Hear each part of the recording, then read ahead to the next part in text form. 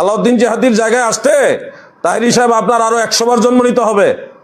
আলাউদ্দিন জিহাদি আমির মুআবিয়া রাদিয়াল্লাহু আনহু সুন্নি আকীদার জন্য বিশাল এক দরবার ছেড়ে দিয়েছে, বিশাল এক দরবার ছেড়ে দিয়েছে আকীদার জন্য। আপনি পারবেন না। আপনার পীরের আকীদা একরকম, আপনার আকীদা আরেক রকম। আপনি ওয়াজে বলেন আমির মুআবিয়া রাদিয়াল্লাহু আনহু সাহাবী, আর ওয়াজ রাতের বেলা গিয়ে আবার বলেন শিয়াদের সাথে গিয়ে আপনি বুক মিলান। আপনার অবস্থান আর আমার অবস্থান এক না। আকীদার ব্যাপারে আলাউদ্দিন জিহাদি অনেক অনর। এখানে আসতে আপনার অনেক সময় লাগবে, আপনি পারবেন না।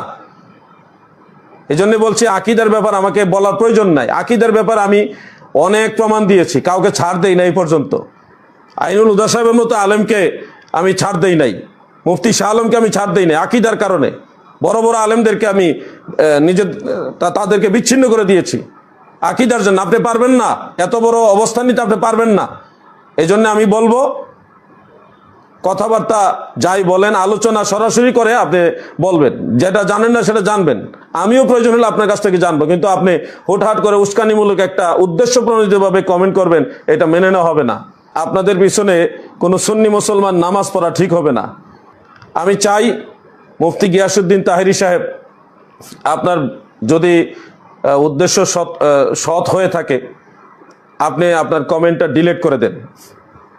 আমি চাইলে আমি ডিলিট করতে পারি, কিন্তু আমি ডিলিট করা এটা মানানসই হবে না, কারণ কমেন্টটা আপনি করেছেন। আপনি কমেন্ট ডিলিট করে দেন, আমি পোস্ট ডিলিট করে দিব।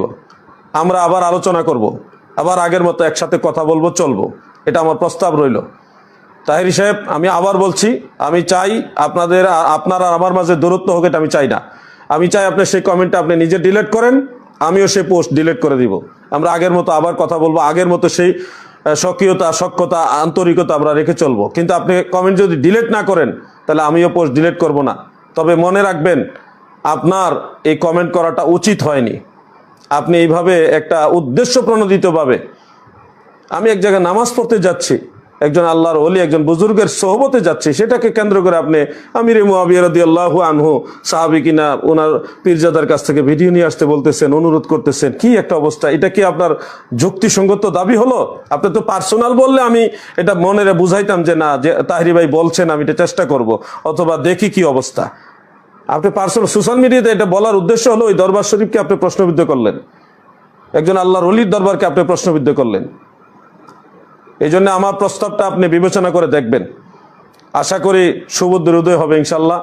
আবার আমরা একসাথে মিলে কাজ করতে পারবো। আর যদি আপনি শক্ত অবস্থানে থাকেন তাহলে আলাউদ্দিন জিহাদি কি জিনিস সেটা ইনশাল্লাহ দেখবেন। আসসালামু আলাইকুম।